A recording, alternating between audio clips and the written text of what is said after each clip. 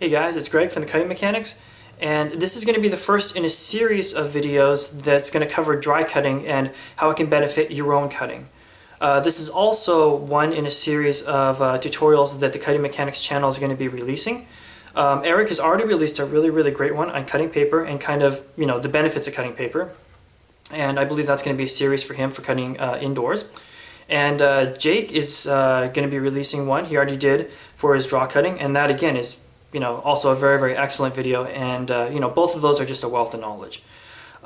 This one is going to be covering dry cutting, and it's going to be no targets involved, and also kind of the methods that I use for approaching a cut using the dry cutting method. So let's go ahead and we're going to take a look at the tools that I use.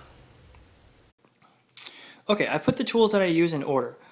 First up we have the steel Iaido, second we have my wood bokken, third is going to be my aluminum Iaido, and the last one is the shinken I'm actually going to use when I do the cut. Okay, so as you saw, the steel Iaido was actually the first tool that I use. Now I know that seems a little bit counterintuitive, but when I'm approaching a cutting pattern though, I think of it as kind of like a statue. And the steel Iaido takes out really big slabs. Now as I move down into each tool, I pare away the material of that statue until there's only a piece of art left. And I know it sounds kind of over dramatic, but that really has helped me get through some really complex cuts that I didn't think I could tackle otherwise. So let's go ahead and take a look here.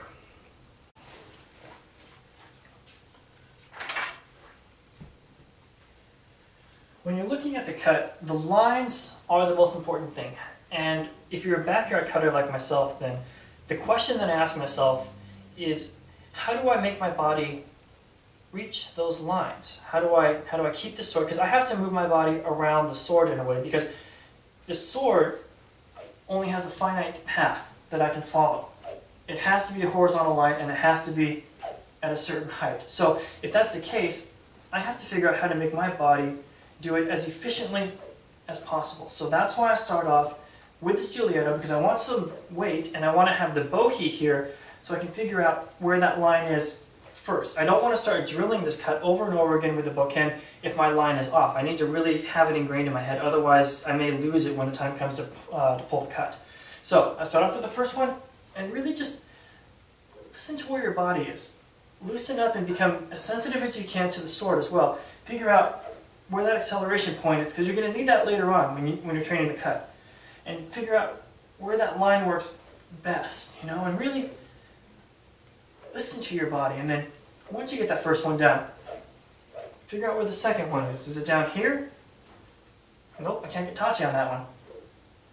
There it is. And a lot of times when I'm doing this, my motions are slow. I'm listening to how my body wants to move. I listen to how my shoulders move, where my hips open up and where my knees bend and where my feet are moving. And I know that sounds kind of strange, but just give it a try though, and you get a chance to really kind of listen to how your body works, and it's a really kind of cool experience.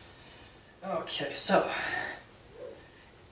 one thing is, once I find the lines, there we go, I believe strongly that repetition is one of the most important ingredients for freestyle cutting, because when you actually come up to the target, I don't know about you, but for me though, I get a little bit antsy, I get a little bit anxious. I don't want to blow that cut. And so if I haven't practiced the cut enough where my body knows it, then I know that I'm not going to get it. I'm just not good enough. So I always try and do as much repetition as I can before I'm going to cut. Now, one of the things to combat that, because you will get bored once you've been doing it for that long, I like putting on a movie. I like putting on softer music, because you still need to be able to hear your tachi, or just practice kind of meditating and just kind of zoning out, And the other thing I like to do too is set timers. Do it in 2-minute increments. 2 minutes seems to be the best one for me, because it makes me tired, especially if I'm training intensely. And but it's also not unbearable though. I do want to eventually get up to 5 minutes, but right now though, I'm still stuck at the 2-minute mark. Okay, so the first tool that we used was a steel Iaido, and the main purpose of that was so that you can figure out where the constraints of this cut are. You have to figure out where the lines are so that you know kind of what you're working with, and figure out the best way that you can try and get your body to move around those cuts. Now, I think that what I like to use on these is very slow motions, you know, fast enough where I can hear the tache, but still not going super fast. Kind of rhythmic. I like to use higher reps with this one as well, so I can really kind of ingrain in my body where those lines are and kind of ingrain it in my mind as well, so that when I take the next step and I start practicing with the bokken, I have a mental image of where those lines are I need to hit. So in the next episode, we're going to follow up with doing the bokken.